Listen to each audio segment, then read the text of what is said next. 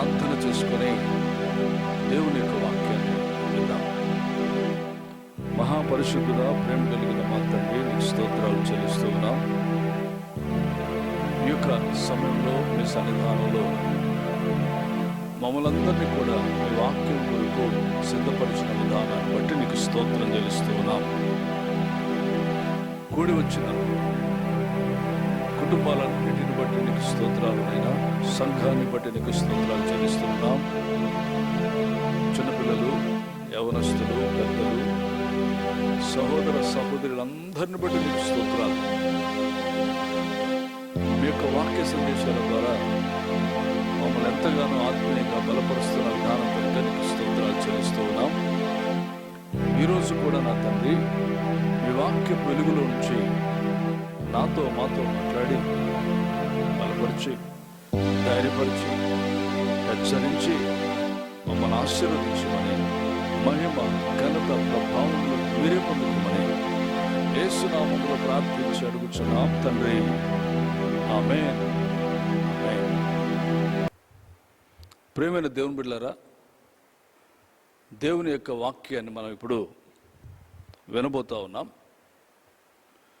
దయచేసి ప్రతి ఒక్కరు కూడా మీ యొక్క పరిశుద్ధ గ్రంథాన్ని తెరిచి ఈరోజు దేవుడు మనతో మాట్లాడే వాక్య సందేశం కొరకు మనం సిద్ధపడదాం.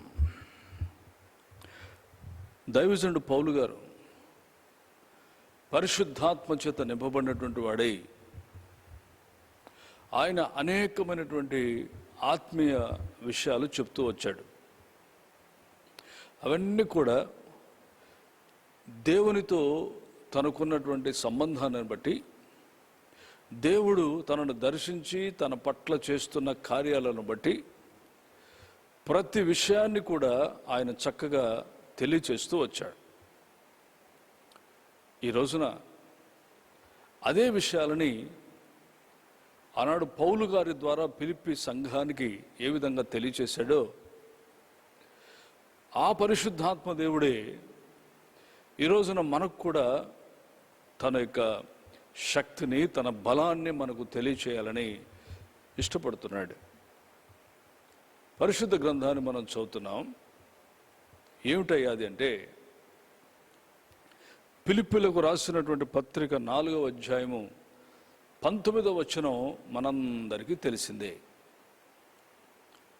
బాగా కంఠత వాక్యంగా కూడా మనం చెప్పుకోవచ్చు. ఏమిటా వాక్యము?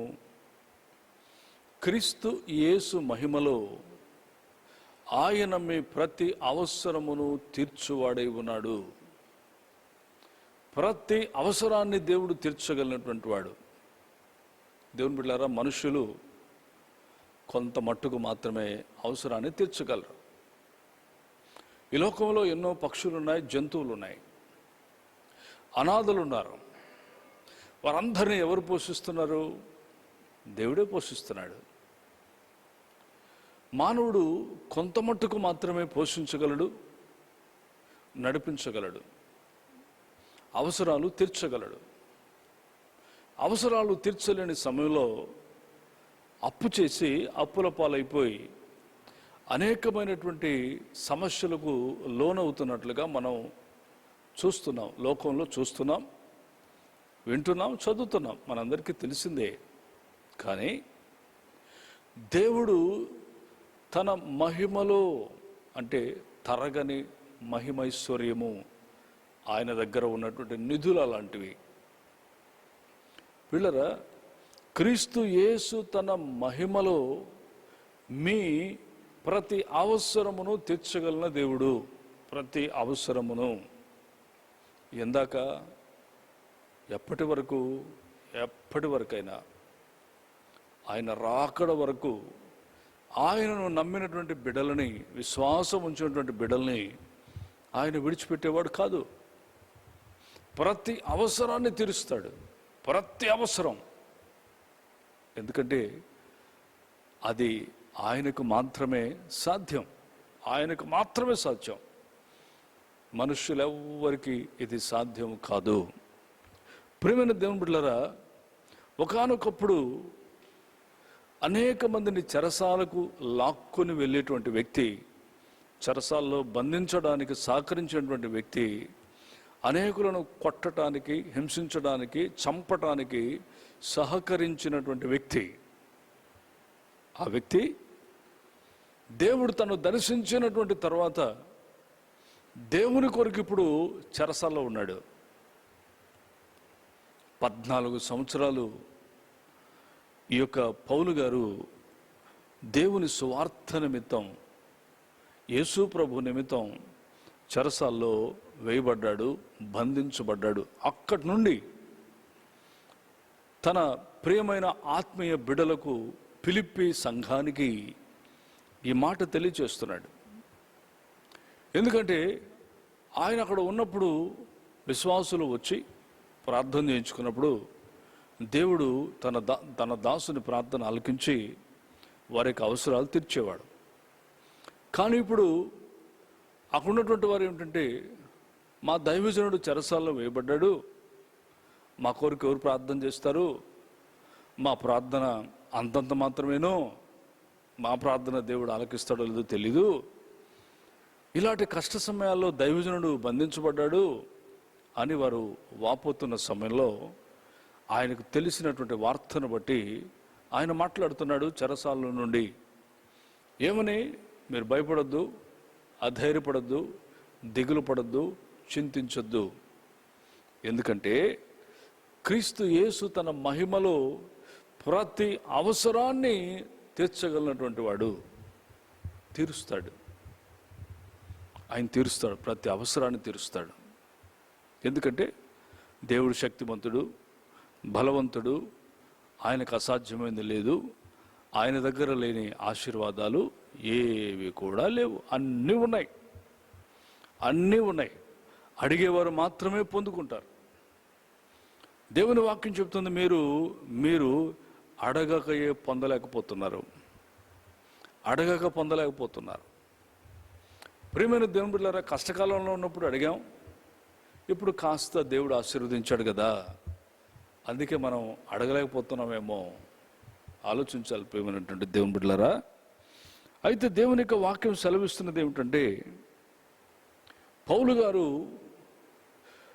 తన యొక్క ప్రజలకు, లేక దేవుని ప్రజలకు, సంఘానికి, నేను చెరసాల్లో ఉండిపోయాను, నేను మీకు చేయవలసినటువంటి పరిచర్యలు నేను చేయలేకపోతున్నాను, వాక్యం అందించే పరిచర్య నేను మీకు చేయలేకపోతున్నాను అని బాధపడుతూ, వాక్యంతో పాటు, సందేశంతో పాటు వారికి దేవుడు ఏ విధంగా ఎవరికి అవసరాలు తీరుస్తాడు అని వారికి తెలియచేస్తున్నాడు. మనకు కూడా ఈ రోజున తెలియచేస్తున్నాడు. ఈ యొక్క వాక్యాన్ని బట్టి మనం గమనించినప్పుడు ప్రియమైన దేవుని బిడ్డలారా, ఆలోచించాలి ఒక విషయాన్ని. దేవుడు అన్నాడు, మీరు అడగండి, మీరు పొందుకుంటారు, అడుగుడు మీకు ఇవ్వబడును. ఎలా అడగాలంటున్నాడు దేవుడు? మీ సంతోషము పరిపూర్ణమగునంతగా అడగండి. సంతోషము పరిపూర్ణమయ్యేంతగా మీరు అడగాలి. దేవుని బిడ్డలారా, మనం ఎలా అడుగుతున్నావు? సంతోషంతో అడుగుతున్నావా? అడగాలి, అడిగితేనే దేవుడు ఇస్తాడు. లోకంలో ఒక సామెత, అడగంది అమ్మైనా పెట్టదు.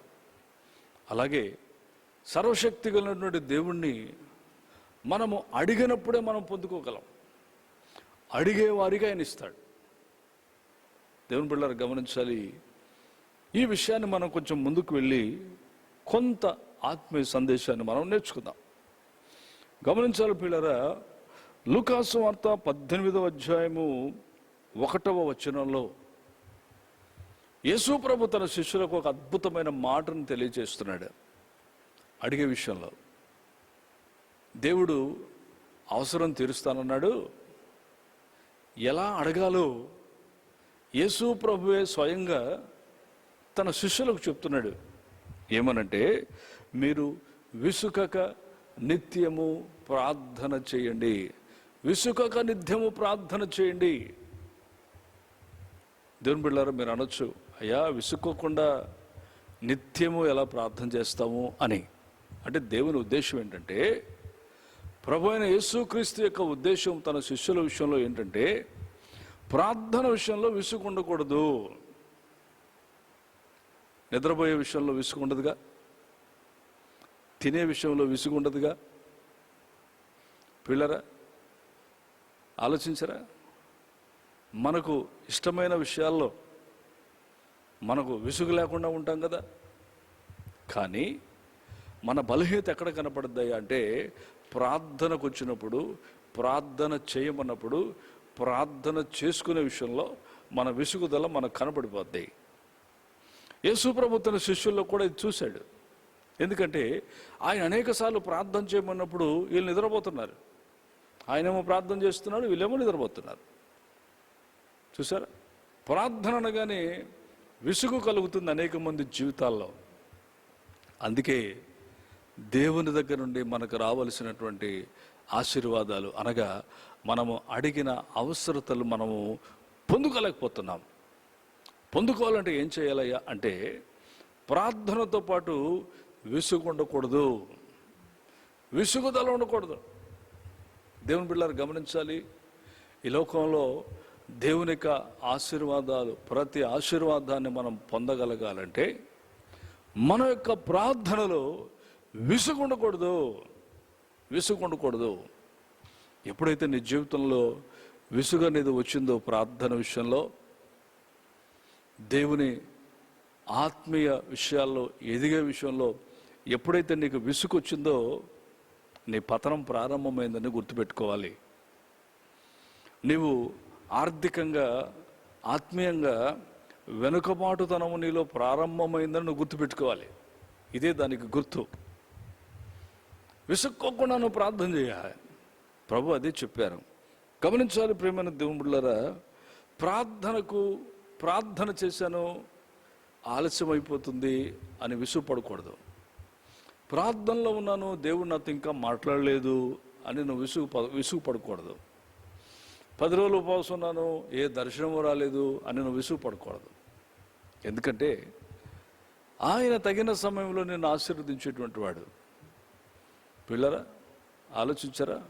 విత్తనాన్ని విత్తినప్పుడు అది వెంటనే మొలకెత్తదు కదా, కొంత సమయం తీసుకుంటుంది. మొలకెత్తి పిల్లరా మొక్కగా మారి ఫలించి అభివృద్ధి చెంది నీకు సహాయపడుద్ది. కనుక ప్రార్థన చేసిన వెంటనే నాకేదో వచ్చేయాలి అని అనుకుంటే ఎలాగా? అలా అనుకోకూడదు. అందుకే ప్రభువైన యేసుక్రీస్తు చెప్తున్నాడు, విసుగక మీరు ప్రార్థనలో ఉండండి, విసుగక మీరు ప్రార్థనలో ఉండండి. అందుకే దేవుని యొక్క వాక్యం సెలవిస్తూ ఉంది, మీరు ప్రార్థన చేయండి, తగిన సమయములో నేను మీకు సహాయం చేస్తాను. పిల్లరా గమనించాలి, ఒక సమయం ఉంది దేవునికి, ఆ సమయంలో దేవుడు మనకు అనుగ్రహిస్తాడు. ఆలోచించాలి పిల్లరా. ఇప్పుడు 6వ తరగతి చదివేటువంటి వ్యక్తి ఒక పెద్ద అధికారి అవ్వాలి అంటే అయిపోతాడా? అవడుగా. దానికి తగిన చదువు రావాలి, క్వాలిఫికేషన్ రావాలి, వయస్సు రావాలి, అనుభవం రావాలి. అప్పుడు అద్భుతమైన కార్యం జరుగుతుంది. అలాగే ప్రార్థనలో కూడా విసుక్కోకుండా మనం ఎప్పుడైతే జీవిస్తామో, ఆ ప్రార్థనకు ప్రతిఫలము తప్పకుండా దేవుడు మనకు అనుగ్రహించగలిగిన వాడై ఉన్నాడు అనే విషయాన్ని మనం గమనించాలి. హెబ్రీ పత్రిక 6వ అధ్యాయము 11వ వచనాన్ని మనం చదివినప్పుడు అక్కడ రాయబడింది. ఏం రాయబడింది? ఓపికతో ప్రార్థన చేయాలి.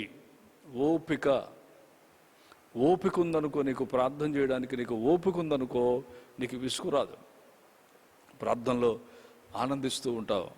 ప్రార్థన సమయం పెరిగే కొద్దీ నువ్వు ఆనందిస్తూ ఉంటావు, సంతోషిస్తూ ఉంటావు. ఎందుకని?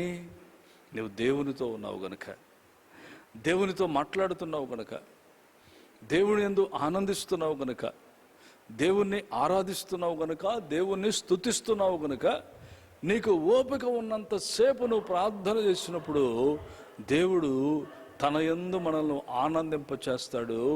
మనలో ఆత్మీయ ఉజ్జీవాన్ని కలుగచేసి తన కార్యాల చేత మనల్ని బలపరిచి ముందుకు నడిపిస్తాడు. ఎప్పుడైతే నువ్వు ప్రార్థన అనుభవాన్ని నేర్చుకుంటావో అప్పుడు నీ జీవితంలో క్రమక్రమంగా విసుగు అనేది పోతుంది. విసుగుదల అని పోతుంది, పూర్తిగా అది మాయమైపోతుంది. కారణం ఏంటంటే నువ్వు ప్రార్థించే కొద్దీ దేవుని యొక్క ప్రేమ చేత నువ్వు నింపబడుతున్నావు. దేవుని యొక్క ప్రేమ చేత నువ్వు నింపబడుతున్నావు అన్న సంగతి నువ్వు గుర్తుపెట్టుకోవాలి. ప్రియమైనటువంటి దేవుని బిడ్డలారా, విసుకక నువ్వు ప్రార్థన చేయాలి. ఒక దైవజనుడు ఒక వ్యక్తి మార్చబడ్డానికి ఇంచుమించు 17 సంవత్సరాలు ప్రార్థన చేశాడు. 17 సంవత్సరాల ప్రార్థన చేసిన ఆ దైవజనుడు ఒకానొక రోజున ఆ వ్యక్తి తన చేతుల మీదుగా బాప్తిసం పొంది రక్షించబడి సంఘములో చేర్చబడినందుకు, దేవుని బిడ్డగా మార్చబడినందుకు, తన పాపములన్నీ ఒప్పుకొని దేవుని కొరకు జీవించడానికి ముందుకొచ్చినప్పుడు ఆయన ఎంతో సంతోషించాడు, ఆనందించాడు.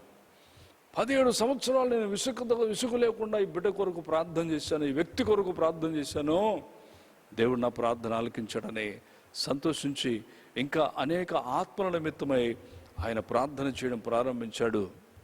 ఈ 17 సంవత్సరాల ప్రార్థనా జీవితం ఫలితంగా వచ్చినటువంటి రక్షించబడినటువంటి ఆ వ్యక్తి ఒక బలమైనటువంటి దైవ సేవకుడిగా ఈ రోజున ప్రపంచంలో వాడబడుతున్నాడు. ప్రార్థనకున్న శక్తి అలాంటిది. 17 సంవత్సరాల ప్రార్థన ఒక వ్యక్తిని మార్చగలిగితే ఈ రోజున మార్చబడిన ఆ వ్యక్తి వేలాది మందికి, లక్షలాది మందికి ఆశీర్వాదకరంగా దేవుడు ఎలా మార్చగలిగాడు? అందుకే మన జీవితంలో విసుగు అనేది ఉండడానికి వీల్లేదు అనే విషయాన్ని మీరు గమనించాలని ప్రభు పేట నేను మీకు తెలియచేస్తున్నాను. పిల్లలు గమనించాలి, ఆలోచించాలి. చూడండి, కొన్ని విషయాలు మీకు బైబిల్లో చెప్తాను, అవి కొంచెం మీరు గమనించాలి. చాలా భయభక్తులతో ఆసక్తితో మీరు గమనించాలని మీకు తెలియచేసుకుంటాను. అబ్రహాముకు దేవుడు వాగ్దానం చేసినప్పుడు 25 సంవత్సరాలు విసుగు చెందలేదు. మార్తా మరియలు తన తమ్ముడైన లాజరు, తన సహోదరుని లాజరు చనిపోయినప్పుడు, సమాధి చేయబడినప్పుడు 4 రోజుల తర్వాత ప్రభు అయిన యేసుక్రీస్తు ఆ బేతనియాకు వచ్చినప్పుడు కూడా వారు విసుగు చెందలేదు. దేవుని బిడ్డలారా, యాకోబు భక్తుడు ఒక రాత్రంతా విసుగుదల లేకుండా ప్రార్థించినప్పుడు దేవుడు ఆయన ఆశీర్వదించలేదా? హిజ్కియా కొన్ని గంటలే ప్రార్థించినప్పుడు పిల్లరా ఆయన ప్రార్థన ఆలకించలేదా? అంటే 25 సంవత్సరాలు కూడా విసుగు లేదు, ఒక రాత్రంతా విసుగు లేదు, 4 రోజులైనా విసుగుదల చెందలేదు, కొన్ని గంటలైనా విసుగుదల చెందలేదు. అంటే అర్థం ఏంటంటే వీరికి ఎన్ని అవసరతలు ఉన్నా ప్రార్థన చేసే విషయంలో మాత్రం వీళ్ళు విసుగు చెందేటువంటి దేవుని బిడ్డలు కాదు. ఈరోజున మన జీవితంలో విసుగు చెందుతున్నావా? ప్రార్థన అనగానే బాధపడిపోతున్నావా?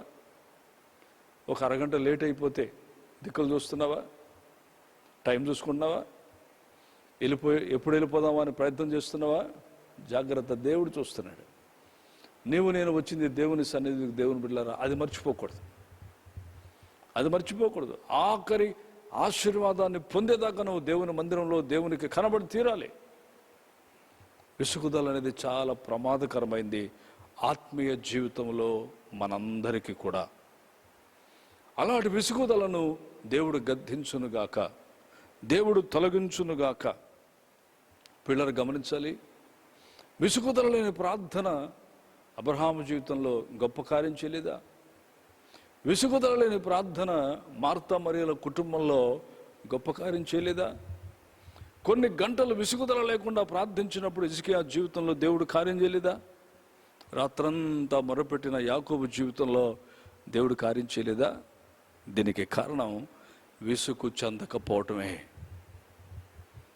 విసుగు అనే బలహీనత మనలో లేకుండా చేసుకోవటమే.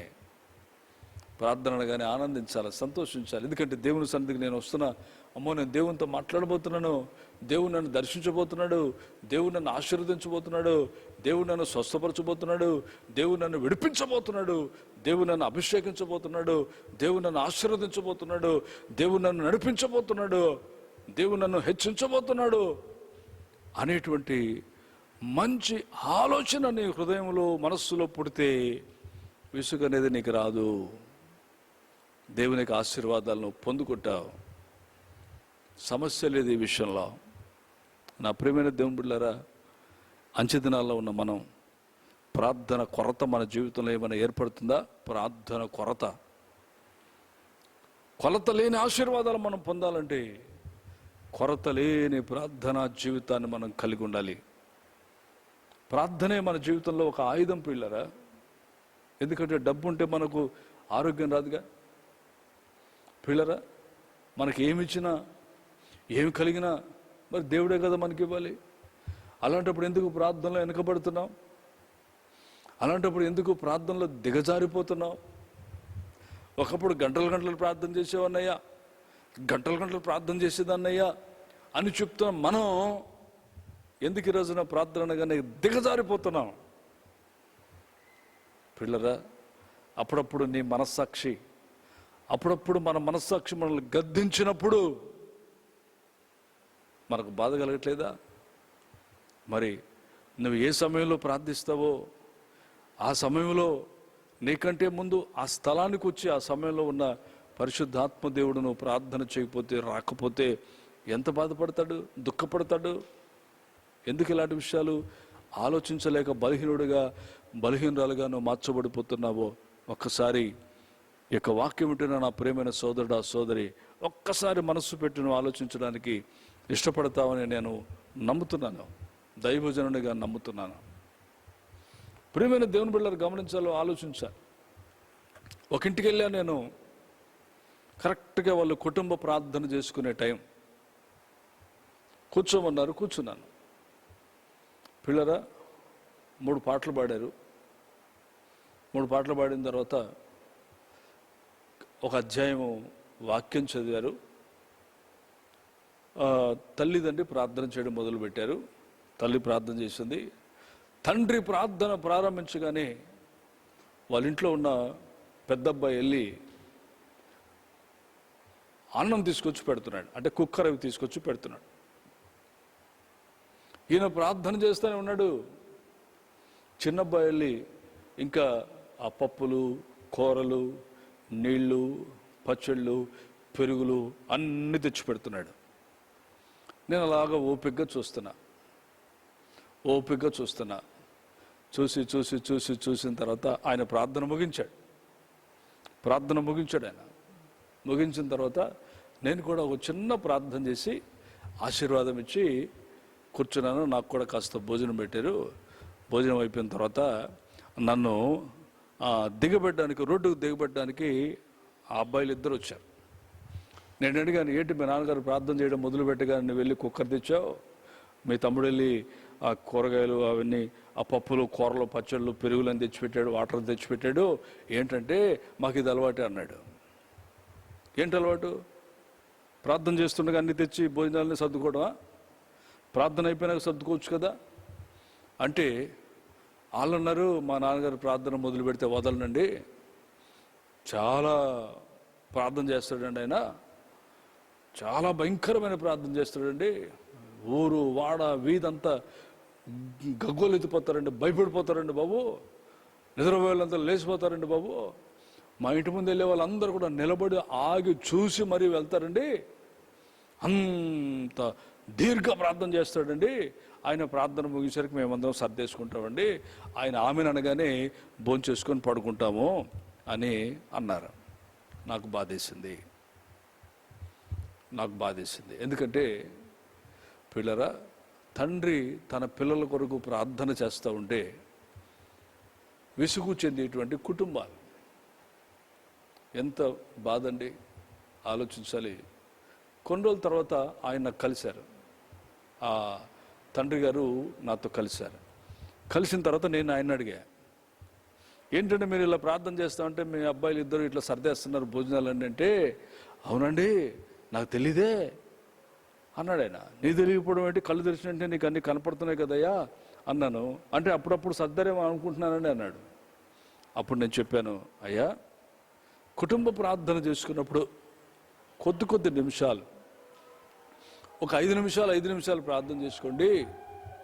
ఆ తర్వాత మీరు వ్యక్తిగతంగా ప్రార్థన చేసుకుంటారే, వ్యక్తిగతంగా మీరు ప్రార్థన ప్రారంభిస్తారు చూసారా, అప్పుడు మీరు ఎన్ని గంటలైనా ప్రార్థన చేసుకోండి. ఎందుకంటే మన ప్రార్థన ఇతరులకు ప్రోత్సాహంగా ఉండాలి, ఇతరులకు బలం తెచ్చే విధంగా ఉండాలి, ఇతరులను ఉజ్జీవింపజేసేటట్టుగా ఉండాలి. ఇతరులు మన ప్రార్థన చూసి విసుక్కునే విధంగా ఉండకూడదండి అని చెప్పినప్పుడు ఆయన కాస్త బాధపడి ముఖం చిన్నపుచ్చుకున్నట్టుగా నేను గమనించాను. కానీ తర్వాత ఆయన తెలుసుకున్న విధానాన్ని బట్టి నేను సంతోషించడం, ఆనందించడం జరిగింది. కనుక ప్రేమైనటువంటి దేవుని బిడ్డలారా, ఎప్పుడు ఎలా ప్రార్థన చేయాలో సమయోచితమైనటువంటి జ్ఞానము కొరకు, సమయోచితమైనటువంటి కృప కొరకు మనము దేవుణ్ణి అడగాలి. ఇంకో చోటుకి నేను భోజనానికి వెళ్ళాను. తరచుగా మమ్మల్ని ప్రేమించేటువంటి కుటుంబాలు చాలామంది ఉన్నారు. వారు అప్పుడప్పుడు పిలిచి మాకు కాస్త డిన్నరు లేక లంచ్ ఏర్పాటు చేస్తుంటారు. ఒకసారి ఒక ఇంటికి వెళ్ళాము. ఇంకొక పాస్టర్ గారు ఎవరో వచ్చారు. వచ్చిన తర్వాత ప్రార్థన చేయమన్నారు. భోజనాలకు ముందు ప్రార్థన చేసుకోవాలి కదా, దేవునికి కృతజ్ఞత చెల్లించాలి కదా. చెల్లిస్తూ ప్రార్థన చేసుకుంటున్నారు. ఇంకొక ఆయన అక్కడ ఉన్నటువంటి ఆయన ఇంకొక ఆయన ప్రార్థన చేస్తున్నాడు. ప్రార్థన చేస్తుంటే నాతో కూర్చున్న పాస్టర్ గారు ఏం చేస్తున్నారంటే, పిల్లరా ఆ భోజనం పెట్టిన ప్లేట్ చుట్టూ ఇలాగ అంటున్నాడు, ఇలాగ తిప్పుతున్నాడు, వేలు తిప్పుతా ఉన్నాడు. నేను ప్రార్థన అయిపోయినాక అడిగా, ఏంటంటే మీరు ఏలు తిప్పుతున్నారు ఇలాగంటే, నాకు భోజనం పెట్టిన ప్లేట్ చుట్టూ కంచె వేస్తున్నాను అన్నాడు. కంచె వేసుకుంటున్నాడట. ఏమంటే కంచె వేసుకుంటే భోజనం తరగదండి? ఎందుకంటే కంచె వేస్తున్నారంటే నా ప్లేట్లో ఉన్నది ఎవరైనా తీసుకుంటారేమో, ప్రార్థన చేయడానికి కళ్ళు మూసుకున్నప్పుడు నా ముక్కలు, నా అప్పడాలు, నాకు వేసినటువంటి స్వీటు అట్టిపండు లాగేసుకుంటారేమో అండి అని నా భోజనం చుట్టూ, నా ప్లేట్ చుట్టూ కంచె వేస్తున్నాను అంటున్నాడు. ఆయన ప్రార్థన ఇది. పిల్లరా, ఇలాంటి విచిత్రమైనటువంటి అనేకమైనటువంటి వారు కనిపిస్తూ ఉంటారు. కనుక వారందరినీ మనం ప్రేమతో వారికి బోధించాలి, ప్రేమతో వారిని దేవుని వైపుకు తిప్పాలి, ప్రేమతో వారిని పిల్లలు హెచ్చరించాలి. అప్పుడు దేవుడు మనల్ని ప్రార్థనా జీవితంలోకి నడిపించి అనేకమైన ప్రార్థన బలహీనతలు కలిగినటువంటి వారికి ఆయన తన బలాన్ని, శక్తిని అనుగ్రహించి, జ్ఞానాన్ని అనుగ్రహించి, మనకంటే కూడా వారు ఉన్నతమైన ప్రార్థనా జీవితాన్ని కలిగి ఉండే విధంగా ఆశీర్వదించి మనకు సంతోషాన్ని కలుగజేయగలిగిన దేవుడు మన ప్రభు అయిన యేసుక్రీస్తు. మనము ఆరాధించేటువంటి ప్రభు అయినటువంటి యేసుక్రీస్తుని మనం ఈ రోజున గమనించాలని ప్రభుపేట మీకు మనవి చేస్తూ ఉన్నా. పిల్లల, ప్రార్థనలో విసుగు ఉండకుంటే దేవుడు మనము అడిగిన అవసరాలు, చేసిన ప్రార్థనలు తగిన సమయంలో, అది గంటకు నెరవేర్చాలా, 4 రోజులకు నెరవేర్చాలా, 25 సంవత్సరాలకు నెరవేర్చాలా, ఒక్క రాత్రి నెరవేర్చాలా అనేది ఆయన నిర్ణయిస్తాడు. మనం నిర్ణయించకూడదు, ఆయన నిర్ణయిస్తాడు. కనుక అలాంటి ఆత్మీయ అనుభవాలలోకి మనం వెళ్ళినప్పుడు మనము దేవుని యొక్క ఆశీర్వాదాల చేత మనం నింపబడతాం. గమనించండి దేవుని బిడ్డలారా, దేవుని దగ్గర నుంచి మన అవసరతలు తీర్చబడాలంటే మనకు ఉండాల్సినటువంటి మరొక ఆత్మీయ లక్షణం, ఆత్మీయ పిల్లల లక్షణం ఏమిటయ్యా అని మనం గమనించినప్పుడు దేవుని వాక్యంలో నేను చూశాను. ఏమిటయ్యా అదంటే, పిల్లల విధేయతతో దేవుణ్ణి అడగాలి. విధేయతతో దేవుని మనం అడిగే విధంగా ఉండాలి. అవిధేయతతో దేవుని సన్నిధిలో ప్రార్థన చేస్తే ప్రార్థనకు ప్రతిఫలం ఉండదు. గర్వముతో లేక అహంకారంతో లేక అసూయతో అవిశ్వాసంతో ప్రార్థనలు చేసే వారికి దేవుడు ఏ అవసరాన్ని తీర్చలేడు అనే విషయం గమనించండి. మొదట విధేయత కావాలి. దేవుడు రాజైనటువంటి సొలొమోనుకు దర్శనములో ప్రత్యక్షమై, స్వప్నములో ప్రత్యక్షమై చెప్తున్న మాట ఏమిటంటే, ఎవరైతే విధేయత కలిగి ప్రార్థన చేస్తారో నేను వారి అవసరతలు తీరుస్తాను అన్నాడు దేవుడు. ప్రతి అవసరతను తీరుస్తాను అన్నాడు దేవుడు. నీ జీవితంలో, నా జీవితంలో ప్రార్థనాపరులుగా ఉన్నటువంటి అనేక మంది జీవితాల్లో దేవుడు తన వారి అవసరాన్ని తీర్చాలి అంటే ప్రార్థనలో దేవుడు మొదట చూసేది విసుగుందా లేదా చూస్తాడు. రెండవది విధేయత ఉందా లేదా చూస్తాడు. ఒబీడియన్స్ ఉందా లేదా చూస్తాడు. ఆ విధేయత కలిగినటువంటి మనస్సు ఎవరికైతే ఉంటుందో వారి అవసరాలు తీర్చడానికి దేవుడు ముందుకొస్తాడు. దేవుడు తన చేతులు చాపుతాడు, ఆశీర్వదించే తన చేతులు చాపుతాడు. సాహస కార్యాలు చేసేటువంటి తన దక్షిణ హస్తాన్ని చాపుతాడు. స్వస్థపరచడానికి తన గాయపడిన హస్తమును చాపుతాడు. విధేయత కలిగిన పిల్లలుగా మనం ఉన్నామా? మనకు 40 సంవత్సరాలు వచ్చినా, 50 సంవత్సరాలు వచ్చినా, 60 వచ్చినా, 70 వచ్చినా మనము దేవునికి పిల్లలము అనే విషయాన్ని మనం గమనించాలి. పరిశుద్ధ గ్రంథంలో రాయబడిన మాట ఏమిటంటే, విధేయులైన పిల్లలు, అవిధేయులైన పిల్లలు. అవిధేయులైనటువంటి పిల్లలు శాపానికి దారి తీశారు, శాపానికి చేరువైపోయారు, నరకానికి చేరువైపోయారు.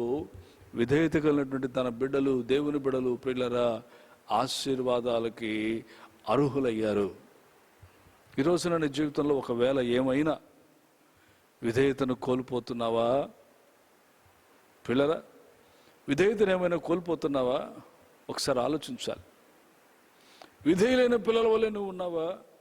విధేయత కోల్పోయినటువంటి పిల్లల వల్లే నువ్వు ఉన్నావా అనేది ఈ రోజున మనం గమనించాలని ప్రభు పేరిట నేను మీకు మనవి చేస్తూ ఉన్నాను.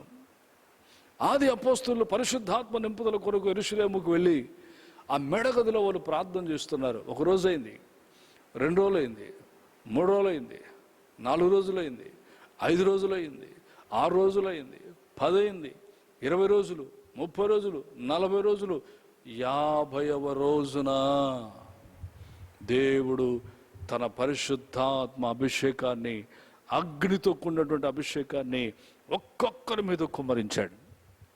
చూడండి, 50 రోజులు వారు విధేయులుగా దేవుని సన్నిధిలో ఆ మేడగదిలో ప్రార్థన చేశారు. దేనికోసం పిల్లరా? పరిశుద్ధాత్మ నింపుదల కోసం. పరిశుద్ధాత్మ నింపుదల కోసం ప్రార్థన చేశారు. పిల్లలు గమనించాలి, దేవుని వాక్యం సెలవిస్తుంది, నా ఆత్మ లేనివాడు ఎవడైనా సరే వాడు నా వాడు కాడు. నా ఆత్మ లేనివాడు ఎవడైనా సరే నా వాడు కాడు. వాడు ఈరోజున రక్షణ పొంది ఆగిపోయావా? పరిశుద్ధాత్మను పొందడానికి సిద్ధపడు. ఈ వాక్యం వింటున్నటువంటి సోదరుడా, సోదరి, నీవు దేవునికి ఆశీర్వాదాల విషయంలో, మేలుల విషయంలో, కార్యాల విషయంలో, అద్భుతాల విషయంలో, దేవుని బిడ్డలారా సూచక్రియల విషయంలో నువ్వు ఎంత శ్రద్ధ చూపుతున్నావో అంతకంటే కూడా శ్రద్ధ చూపాల్సినటువంటి విషయం ఏమిటంటే నీ జీవితంలో విధేయత ఉండాలి. అలాంటి భయంకరమైన పరిస్థితుల్లో పిల్లరా సంఘానికి హింస కలుగుతున్నటువంటి పరిస్థితుల్లో వారు వెళ్ళి ఆ మేడగదిలో కూర్చొని 50 మంది పిల్లల 50 రోజులు ఆ 120 మంది శిష్యులు ప్రార్థనలో కూడుకున్నారు. దేవుడు వారి విధేయతను చూశాడు, దేవుడు వారి యొక్క ఆసక్తిని చూశాడు, దేవుడు వారి యొక్క లోబడే స్వభావాన్ని చూశాడు. పిల్లరా తన ఆత్మను పరలోకం నుండి పంపి బలమైనటువంటి శక్తితో, ఆత్మాభిషేకంతో, ఆత్మ వరాల చేత, ఆత్మ ఫలాల చేత వారిని నింపి సేవలో వాడుకున్న సంగతిని మనం చూస్తున్నాం కదా. కనుక ఈ రోజున నీవు విశ్వాసిగా ఉన్నావా? పరిశుద్ధాత్మ నింపుదల అవసరమై ఉన్నది. పిల్లరా నువ్వు ఎవరైనా సరే పరిశుద్ధాత్మ లేకపోతే నీవు నేను ఆయన వాడుగా, ఆయన వారుగా ఉండలేమన్న సంగతి నువ్వు గమనించాలి. పరిశుద్ధాత్మ పొందలేదా? ఈరోజే తీర్మానం చేసుకో, ఉపవాసం ఉండి ప్రార్థించడం మొదలుపెట్టు. ఏదో ఒక రోజున నా ప్రభువైన యేసుక్రీస్తు నిన్ను తన ఆత్మతో అభిషేకించి బలపరుస్తాడు. ఆయన ఆత్మచేత నడిపించబడాలి. మనం ఆత్మచేత నడిపించబడాలి. పిల్లరా పైలట్ని మనం చూస్తున్నాం, విమానాన్ని చూస్తున్నాం. విమానం పిల్లరా ఒక జిపిఆర్ఎస్ చేత నడిపించబడుతుంది. సముద్రంలో వెళ్ళేటువంటి షిప్పులు చూస్తున్నాం, బరువైనటువంటి టన్నులు వందల టన్నులు ఉన్నటువంటి బరువు ఉన్నటువంటి షిప్పులు మనం చూస్తున్నాం. అవన్నీ కూడా పిల్లరా రాడార్ చేత లేక దిక్సూచి చేత అవి నడిపించబడుతున్నాయి.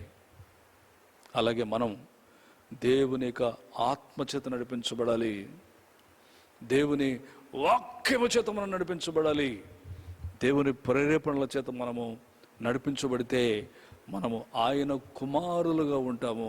ఎప్పుడైతే ఆయన కుమారులుగా మనం ఉంటామో, కుమార్తెలుగా మనం ఉంటామో, మన ప్రతి అవసరాలు తీర్చడానికి ఆయన సిద్ధంగా ఉన్నాడు. ఈ యొక్క సమయంలో విధేయత కలిగినటువంటి జీవితాన్ని జీవిస్తున్నావా లేదా అనేది ఆలోచించాలి. నీకు ఎన్ని తొందరలున్నా, ఎంత అవసరతలున్నా, ఎంత సమస్యలున్నా, ఎంత ఇబ్బందులున్నా, దేవుని బిడ్డలారా, నీ జీవితంలో నువ్వు విధేయతను కోల్పోవడానికి వీల్లేదు.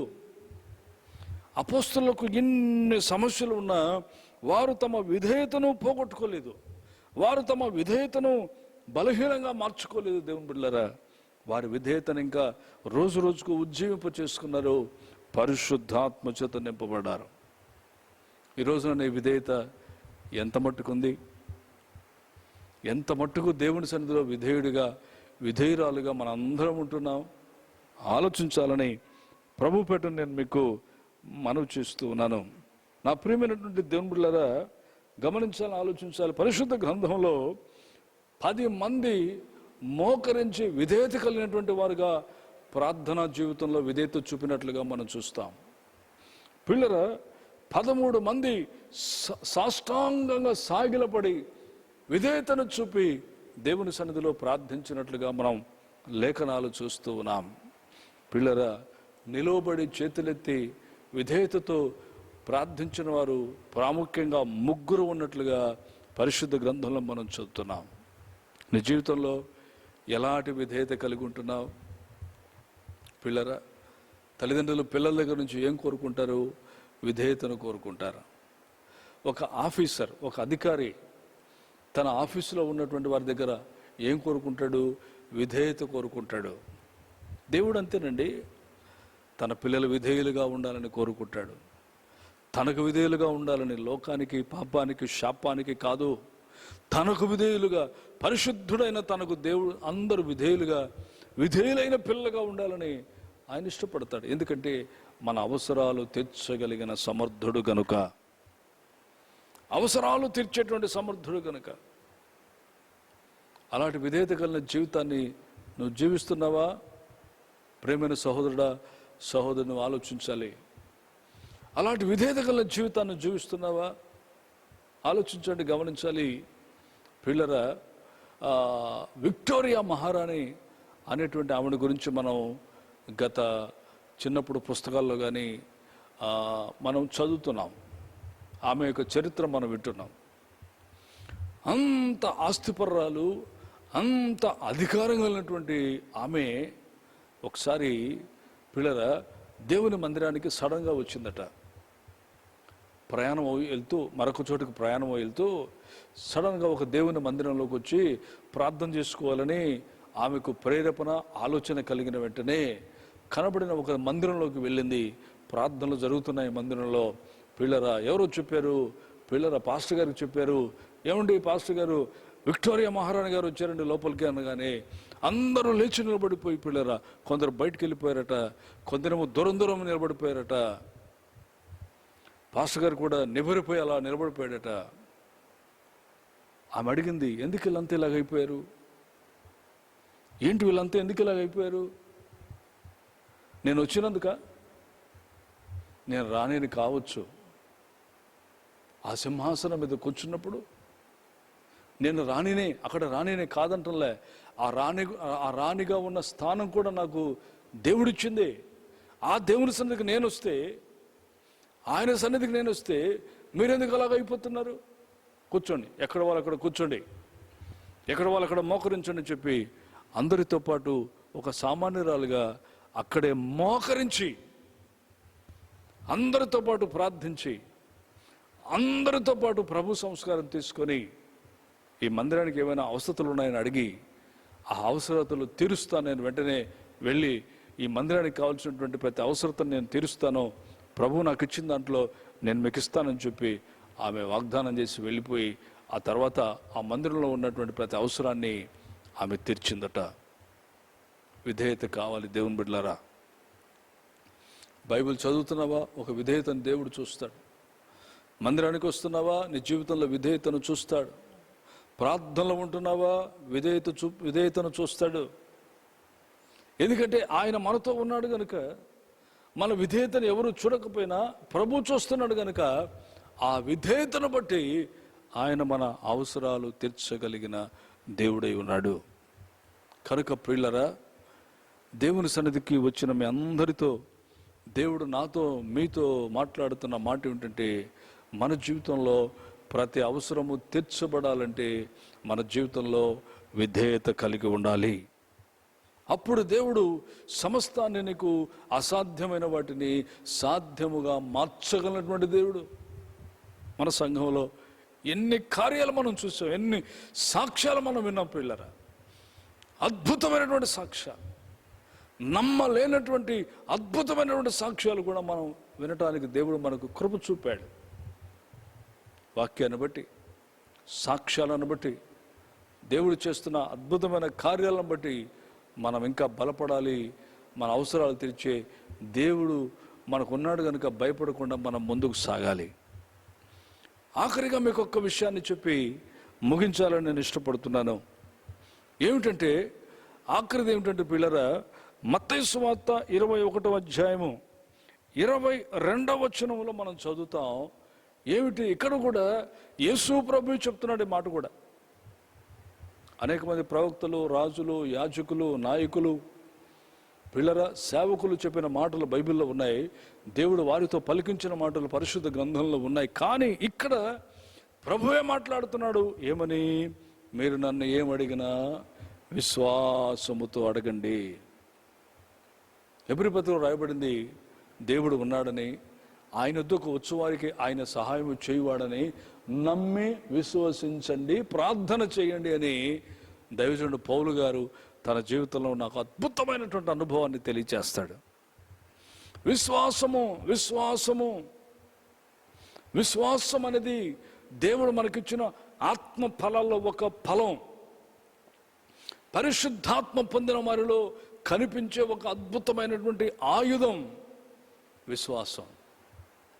ఒక దైవజనుడు అన్నాడు, నాకేమీ లేదు, కానీ నేను దేవుని కొరకు గొప్ప గొప్ప కార్యాలు చేస్తున్నాను. కారణం ఏంటంటే, నేను పెట్టే పెట్టుబడి నాకు దేవుడిచ్చిన విశ్వాసము అన్నాడు. విశ్వాసం అనేటువంటి పెట్టుబడితో దేవుని యొక్క కార్యక్రమాలు చేసి ఆయన జయం పొందుతున్నాడట, విజయం పొందుతున్నాడట, సిగ్గుపడకుండా ముందుకు సాగుతున్నాడంట. దేవుని బిడ్డలారా, మన జీవితంలో విశ్వాసినని చెప్పుకుంటున్నాం. మనం ఎంత మట్టుకు విశ్వాసంతో జీవిస్తున్నాం? పిల్లల నేతి బీరకాయ ఉంది, పేరుకే నేతి బీరకాయ, కానీ ఆ నేతి బీరకాయను ముక్కలుగా కట్ చేసి పిండితే నేతి బీరకాయ రసమొస తప్ప నెయ్యి రాదు. అలాగే మనం పేరుగా విశ్వాసులుగా ఉన్నామేమో, అలా ఉండటానికి దేవుడు ఇష్టపడడంలే. బలమైన విశ్వాసులుగా ఉండాలని దేవుడు కోరుతున్నాడు. బలమైన విశ్వాసం అంతే. దేవుడు చేస్తాడంటే చేస్తాడంతే. చూస్తానన్నాడా? చూస్తాడంతే. ఇస్తానన్నాడా? ఇస్తాడంతే. అట్లాంటి పిల్లల బలమైనటువంటి విశ్వాసపు జీవితాన్ని మనం కలిగి ఉండాలి. నీ జీవితంలో ఎలాంటి విశ్వాసం? సగం సగం విశ్వాసమా? అల్ప విశ్వాసమా? అవసరం కోసం విశ్వాసంతో జీవిస్తున్నావా? ఆలోచించాలి పిల్లరా. మీకు ఒక్క మాట, ఒక వ్యక్తిని బైబిల్లో మీకు చూపించి నేను ముగించాలని ఇష్టపడుతున్నాను. అదేమిటో మీకు చెప్తాను. ఆదికాండము 14వ అధ్యాయము 22-23 వచనాన్ని మనం చదివితే, అక్కడ అబ్రహాము సొదొమ రాజుతో మాట్లాడుతున్నాడు. సొదొమ రాజుతో అబ్రహాము మాట్లాడుతున్నాడు. అబ్రహాము సొదొమ రాజుతో మాట్లాడుతున్నాడు. ఈయన ఆయనతో మాట్లాడుకుంటున్నారు దేవుని సన్నిధిలో. హెబ్రీ పత్రిక 11వ అధ్యాయం 1వ వచనంలో రాయబడింది, విశ్వాసం అన్నది నిరీక్షించుచున్న వాటి నిజ స్వరూపమై ఉన్నది, లేనివి ఉన్నట్లుగా ఉన్నవి. దేవుని వాగ్దానాలన్నీ అవునని ఆమేన్ అని వ్రాయబడి ఉన్నవి. విశ్వాస జీవితం కావాలి. విశ్వాసంతో దేవుని సన్నిధిలో మొరపెట్టాలా. ఎందుకంటే ఆయన విశ్వాసాలని కాపాడే దేవుడు. విశ్వాసమునకు కర్త అయిన ఆయన వైపు చూస్తే ఎవరిని సిగ్గుపరచని దేవుడు. విశ్వాసానికి ఉన్న బలం అలాంటిది, విశ్వాసానికి ఉన్నటువంటి శక్తి అలాంటిది. ఆ విశ్వాసం ఉన్న శక్తిని, బలాన్ని నువ్వు ఉపయోగించుకుంటున్నావా, అనుభవిస్తున్నావా? విశ్వాసం ఉన్నది నిరీక్షించుచున్న దాని యొక్క నిజ స్వరూపమై ఉన్నది, నిజ స్వరూపమై ఉన్నది. దేవుని బిడ్డలారా, ఈ వాగ్దానం నమ్ముచున్నావా? దేవుడు ఎప్పుడైతే అప్పటిదాకా మనం ఉంటామేంటని అనుకుంటున్నావా? అలా అనుకుంటే నువ్వేం పొందలేవు, ఏం సాధించలేవు. ఎక్కడ వేసిన గొంగలి అక్కడే అన్నట్లుగా మన జీవితాలు మిగిలిపోతాయి. ప్రియమైన దేవుని బిడ్డలారా, సొదొమ రాజు అబ్రహాముతో మాట్లాడుతున్నాడు. నీకేం కావాలో తీసుకో, ఇస్తాను. స్థలం కావాలా, ఇచ్చేస్తాను. వెండి బంగారు కావాలా, ఇచ్చేస్తాను. పొలాలు కావాలా, ఇచ్చేస్తాను. ఏం కావాలి నీకు అడుగు, ఇచ్చేస్తాను అంటే అబ్రహాం అంటున్నాడు పిల్లరా, వాక్యంలో ఏమంటున్నాడు తెలుసా? పిల్లరా, నూలు పోగు కూడా నాకు అక్కర్లేదు, నువ్విచ్చే నూలు పోగు కూడా నాకు అక్కర్లేదు. అదేంటయ్యా, ఇస్తానంటే తీసుకోవచ్చు కదా, నేను ఇస్తానంటే తీసుకోవడానికి నీకంటే బాధ? అబ్రహాం చెప్తున్నాడు, ఈరోజు నువ్వు ఇస్తావు, నేను అడిగినా లేక నేను అడగకపోయినా నువ్వు ఇస్తావు. ఇచ్చిన తర్వాత రేపు ఏమంటావు? అబ్రహాం పెద్దోడయ్యాడు, నా వల్లే పెద్దోడయ్యాడు అంటావు. అలాగా నీతో అనిపించి నా అవసరాలు తెచ్చే నా దేవుణ్ణి నేను తక్కువ చేయలేను. ఆయనకు రావాల్సినటువంటి మహిమను నీకు రానివ్వను. నేను ఆయన పొందాల్సినటువంటి మహిమను నేను నీకు రానివ్వను, నేను నీకు పొందనివ్వను. ఎందుకంటే ఈనాటి వరకు నన్ను నడిపిస్తున్నది ఆయనే, నన్ను విడిపిస్తున్నది ఆయనే, నన్ను ప్రత్యేకపరిచింది ఆయనే. ఈరోజు నన్ను ఏదో ఇచ్చి రేపు పెద్దోడైన తర్వాత అబ్రహాము నా వల్లే పెద్దోడయ్యాడు, నా వల్లే గొప్పోడయ్యాడు, నా వల్లే తింటున్నాడు, నా వల్లే నడుస్తున్నాడు అంటే నేను సహించలేను. నా దేవునికి రావాల్సిన మహిమ, ఘనత, ప్రభావములు రాకపోతే నేను బ్రతకలేను, నేను ఇష్టపడ్డాను. నా విశ్వాస జీవితం వేరు అని సొదొమ రాజుతో ఆయన మాట్లాడిన విశ్వాసపు మాటలు ఎంత గొప్పవి దేవుని బిడ్డలారా, ఎంత గొప్పవి. ఆలోచించండి ఒకసారి. మన విశ్వాసమే మన అవసరాలని దేవుని దగ్గర నుంచి తీర్చడానికి ఉపయోగించే ఒక సాధనం, ఒక అప్లికేషన్. అలాంటి విశ్వాసాన్ని నువ్వు ఎలా ఉపయోగిస్తున్నావు?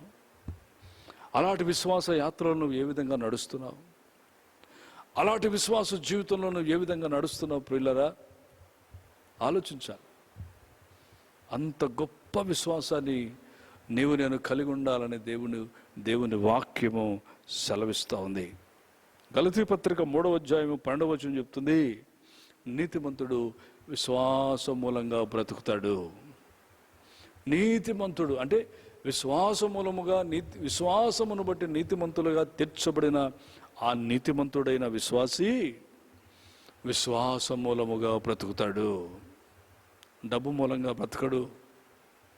ఎందుకంటే డబ్బు కంటే విశ్వాసం గొప్పది, ఉద్యోగం కంటే విశ్వాసం గొప్పది, వ్యాపారం కంటే విశ్వాసం గొప్పది, పిల్లల ఆస్తిపాస్తుల కంటే విశ్వాసం గొప్పది, ఎడ్యుకేషన్ కంటే విశ్వాసం గొప్పది. ఎందుకంటే ఇది ఉంటే, అంటే విశ్వాసం ఉంటే వీటిలో మనం గొప్ప కార్యాలు దేవుని ద్వారా చూడగలం.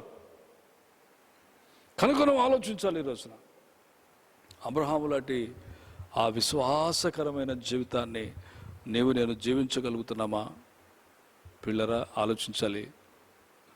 2001వ సంవత్సరం నుండి 2011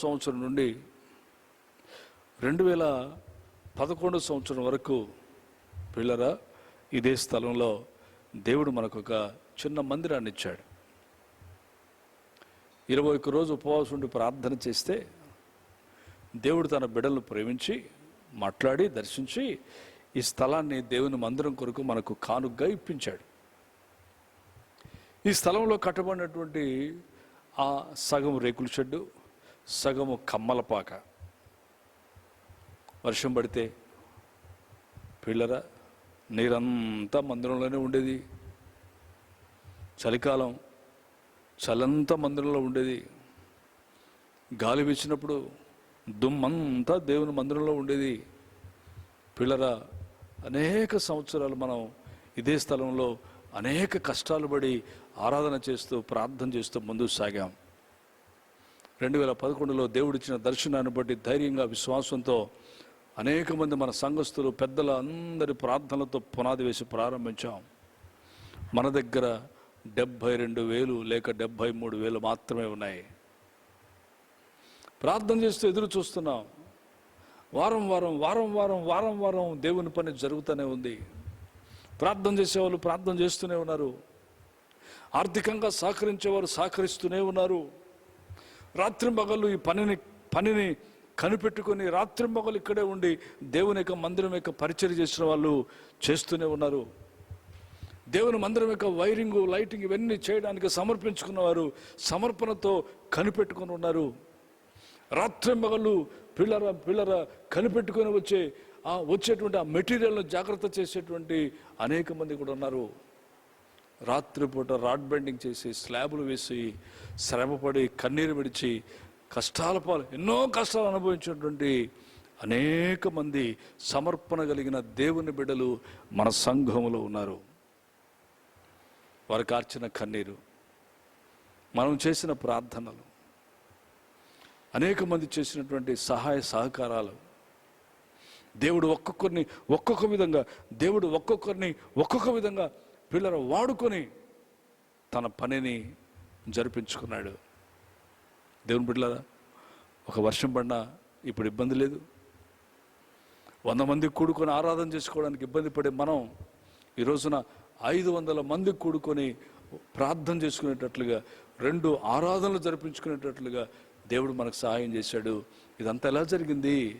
మన విశ్వాసము దేవుని పట్ల మనం కలిగి ఉన్నాము గనుకనే. ఆ విశ్వాసమే ఇంత గొప్ప కార్యాలు చేసి చూపించింది. ఆలోచించారా? అనేక మంది వచ్చేవారు, మందిరం కట్టకముందు వచ్చేవారు, దేవుడు చక్కగా ఇక్కడ మాట్లాడుతున్నాడు, వాక్యం బాగుంది అనేటువంటి వారు, అద్భుతంగా పాటలు పాడుతున్నారు అనేటువంటి వారు మళ్ళా వారం కనపడేవారు కాదు. మేము ఎన్నిసార్లు వెళ్ళి అడిగినా, ఏమండి మందిరం రావట్లేదంటే, అది రేకులు వేశారు కదండి, కమ్మలు వేశారు, మేము చాలా గొప్ప వాళ్ళం, మేము అట్లాంటి చర్చికి వెళ్తే మా పిల్లలకు సంబంధాలు రావు, మా పిల్లలకి సంబంధాలు అవి రావు, మాకు చెప్పుకోవడానికి పలానా చర్చ్ అని చెప్పుకోవడానికి మాకు కొంచెం ఇబ్బందిగా ఉందని చెప్పినప్పుడు కన్నీళ్లు విడిచి ప్రార్థన చేశాం. ప్రభా, ఈ బాధలన్నీ మీరే తీసివేయాలైనా, ఎవరైతే అలా మాట్లాడారో వారందరిని నువ్వు ఆశీర్వదించాలి ప్రభా, వారందరిని నువ్వు స్థిరపరచాలి ప్రభా, వారందరిని నువ్వు నడిపించాలి ప్రభా, వారితోనే మీ కార్యాలు చేయించాలి ప్రభా అని చెప్పి వారు, మేము, మనందరం కలిసి ప్రార్థన చేస్తే పిల్లలు ఈరోజున పరిచర్యను దీవించారు. దేవుడు కష్టకాలంలో ఉన్నటువంటి వారు, మాకు ఒక సంఘం ఉంది, ఎవరు పట్టించుకోకపోయినా మా సంఘం ఉంది, మా సంఘ పెద్దలు ఉన్నారు, మాకు సహాయం చేసేటువంటి వారు ఉన్నారు అనేటువంటి ధైర్యంతో ఈ రోజున ముందుకు సాగుతున్నారు. ఈ మధ్య ఒక అన్యురాలు ప్రభు నమ్ముకొని వచ్చింది, అందరినీ వదులుకొని వచ్చింది, అందరిని వదులుకుంది. పిల్లల ఏమ్మా వదులుకున్నావు అంటే, నా దేవుని కంటే నాకు ఎక్కువ కాదయ్యా, సావు బతుకులో ఉన్న నన్ను బ్రతికించింది నా బంధువులు కాదు కదా, నా దేవుడు కదా నన్ను దర్శించింది. ఒరే దేవుడా నన్ను బాగు చేశాడు, మీరు పరిచయం చేశారు, నాకు డబ్బు ఖర్చు పెట్టారు, అలాగే అదే టైంలో దేవుడు నన్ను దర్శించాడయ్యా, దేవుడు నన్ను స్వస్థపరిచాడు, నన్ను బ్రతికించాడు రా బాబు అంటే ఈరోజు ఎవరు వినట్లేదయ్యా. లేదు, అవి చేయాలా, ఇవి చేయాలా, ఆ వ్రతం చేయాలా, ఇది చేయాలని నన్ను బలంతో పెడుతున్నారయ్యా. అందుకే నన్ను దర్శించిన నా ప్రభు నేను విడిచిపెట్టడానికి నేను ఒప్పుకోవట్లే. అందుకే అవసరమైతే వాళ్ళందరినీ వదులుకున్నానయ్యా. అప్పుడు నేను ఆవిడని అడిగా, అమ్మా మరి అందరిని వదులుకొని వచ్చావు కదా, రేపు నీకు ఏదైనా అయితే ఏంటి పరిస్థితి అంటే, అప్పుడు ఆమె చెప్పింది, కన్నీళ్ళు పెట్టుకొని చెప్పింది, అయ్యా నన్ను ప్రేమించే ఈ సంఘం ఉంది నాకు. నేను ఏదైనా జరిగి నేను ఒకవేళ నిద్రిస్తే లేక చనిపోతే నన్ను మోసుకొని వెళ్ళి నా కార్యక్రమాలు చేసేటువంటి నా సంఘం నాకుందని ఆవిడ ధైర్యంగా చెప్పినప్పుడు పిల్లరా నిజంగా ఒక రకంగా బాధ అనిపించింది, ఒక రకంగా సంతోషం అనిపించింది. అలాంటి బలమైన విశ్వాసపు జీవితాన్ని నువ్వు జీవించగలుగుతున్నావా? పిల్లలు గమనించాలి. ఈ రోజున దేవుడు ఆశీర్వదించాడు ఈ సంఘాన్ని. పరిచర్య చేసేటువంటి యవనస్తులు దేవుడు నడిపించాడు, పాటలు పాడేటువంటి యవనస్తులు నడిపించాడు, పెద్దలు నడిపించాడు. కష్టం అంటే కన్నీళ్ళంటే రాత్రి ఏ టైంలైనా పలికేటువంటి దేవుని బిడ్డలు ఇచ్చారు దేవుడు. అన్ని డిపార్ట్మెంట్లు ఇచ్చారు దేవుడు. పిల్లల సాఫ్ట్వేర్స్ ఉన్నారు, డాక్టర్స్ ఉన్నారు, నర్సులు ఉన్నారు, టీచర్స్ ఉన్నారు, హెడ్ మాస్టర్స్ ఉన్నారు, ప్రొఫెసర్స్ ఉన్నారు, లెక్చరర్స్ ఉన్నారు, పోలీస్ డిపార్ట్మెంట్ ఉన్నాయి, అన్ని డిపార్ట్మెంట్లు ఉన్నారు. ఈ రోజున ఈ దీన షాలిం మినిస్ట్రీస్ అనేటువంటి సంఘంలో ఇంత గొప్ప కార్యాలు చేయడానికి కారకులు ఎవరు? పరిశుద్ధాత్మ దేవుడు. దీనికి పెట్టుబడి ఏమిటి? విశ్వాసము, ప్రార్థనా జీవితం. ఈ రోజున నీవు ఏ అవసరతలో ఉన్నావు? ఏ అవసరతలో ఉన్నావు? పిల్లల సంవత్సరం తిరిగేసరికి దేవుడు తన మందిరాన్ని కట్టి తన మహిమను చాటుకున్నాడు. దేవుని మందిరంలో ఉన్న ఈ ప్రతి అవసరాన్ని తీర్చి తన మహిమను చాటుకున్నాడు. ఇంకా అనేకమైనటువంటి అవసరతలు ఉన్నాయి. ఇంకా ఈ సౌండ్ సిస్టమ్ తీసి మంచి డిజిటల్ సౌండ్ సిస్టమ్ పెట్టాలి. పిల్లల మందిరాన్ని ఎయిర్ కండిషన్ చేయాలి, ఇంకా మందిరాన్ని పెద్ద చేయాలి. ఇవన్నీ దేవుడు చేయబోతున్నాడు అని నేను మీకు తెలియజేస్తున్నాను. తనందు విశ్వాసం ఉంచిన వారి పట్ల, తను నమ్మినటువంటి వారి పట్ల అద్భుతమైన గొప్ప కార్యాలు చేయగలిగినటువంటి దేవుడు మన ప్రభు అయినటువంటి యేసుక్రీస్తు. కనుక మనం ఎవరిని విమర్శించకూడదు, ఎవరిని తక్కువ చేసి మాట్లాడకూడదు. దేవుని ప్రేమను బట్టి మౌనంగా మనల్ని ఎవరు ఏమన్నా నిందించినా, హింసించినా, దూషించినా పిల్లరా మనం మౌనంగా వారి కొరకు ప్రార్థన చేయాలి. ప్రభు అన్నారు, కోపపడుడు కానీ పాపం చేయొద్దు. కోప్పడండి, కోపంగా మాట్లాడండి, తప్పు లేదు, కానీ ఆ కోపంలో పాపం చేయొద్దు. అంటే దేవుడు ఇచ్చిన ఆజ్ఞలు అతిక్రమించొద్దని ప్రభు చెప్తున్నాడు. నా జీవితంలో, అనేక మంది జీవితాల్లో దేవుడు చేసిన గొప్ప కార్యాలు నీ జీవితంలో కూడా జరగాలి అని నువ్వు అనుకున్నట్లయితే, ఇదిగో దేవుడు మాట్లాడుతున్న ఈ 3 విషయాల్లో జాగ్రత్త పడండి. దేవుడు మీ అవసరాలు కూడా తీరుస్తాడు. ఎటువంటి అవసరమైనా సరే. చదువులో ముందు రాలేకపోతున్నావా? అవసరం తీరుస్తాడు. అనారోగ్యంతో పడున్నావా? లేపి సాక్షిగా నిలబెడతాడు. ఉద్యోగం లేక బాధపడుతున్నావా? అద్భుతమైన ఉద్యోగాన్ని ఇచ్చి నేను ఆశీర్వదిస్తాడు. వ్యాపారంలో ఇబ్బంది పడుతున్నావా? వ్యాపారాన్ని దీవిస్తాడు. నీ చేతి పనులు దీవిస్తాడు. కుటుంబంలో సమాధానం లేదా? సమాధానం ఇస్తాడు. ఆర్థిక ఇబ్బందుల వాటిని తీరుస్తాడు. కోర్టు సమస్యల తీరుస్తాడు. నిందల, అవమానాల ఇక ఏం చెప్పమంటారు? నీ జీవితంలో నువ్వు ఏ అవసరత కలిగి ఉన్నావో ఆ అవసరత కొరకు ప్రభు సన్నిధిలో మొరపెట్టు. నీ మొర ఆలకించి నిన్ను దీవించి నీ విశ్వాసాన్ని గనపరిచి నన్ను ఇంకా 30ంతలుగా 60ంతలుగా 100ంతలుగా పిల్లల గమనించాలి. లెక్కించలేనటువంటి, ఊహించలేనటువంటి ఆశీర్వాదపు గొప్ప కార్యాలు ప్రభు చేయబోతున్నాడు. కనుక ఈ మాటలు వింటున్న నా ప్రియమైన సోదరుడా, సోదరి, నీ జీవితంలో దేవుణ్ణి అవసరాలన్నీ తీర్చాలంటే విసుగు చెందొద్దు. ప్రార్థనలో, ఆత్మీయ జీవితంలో అవిధేయుడుగా ఉండక విధేయుడిగా ఉండు. ప్రతి విషయంలో మనుష్యుల మీద ఆధారపడకుండా దేవుని మీద ఆధారపడి విశ్వాసంతో ప్రార్థన చేయడం ప్రారంభించు. దేవుడు నిన్ను, నీ కుటుంబాన్ని, నీ పిల్లలను, నీకు కలిగిన సమస్తాన్ని ఆశీర్వదించి నీ ప్రతి అవసరతను తీర్చగలిగిన దేవుడు. ఈ కొద్ది మాటల్ని దేవుడు మన వెనుకడిలో, మన కొరకు, మన మధ్యలో ఈ యొక్క సందేశాన్ని వీక్షిస్తున్న ప్రతి ఒక్కరి జీవితంలో, వారి కుటుంబంలో ఈ సందేశము మీకు ఆశీర్వాదకరంగా ఉండును గాక. ఆమెన్. ఆమెన్.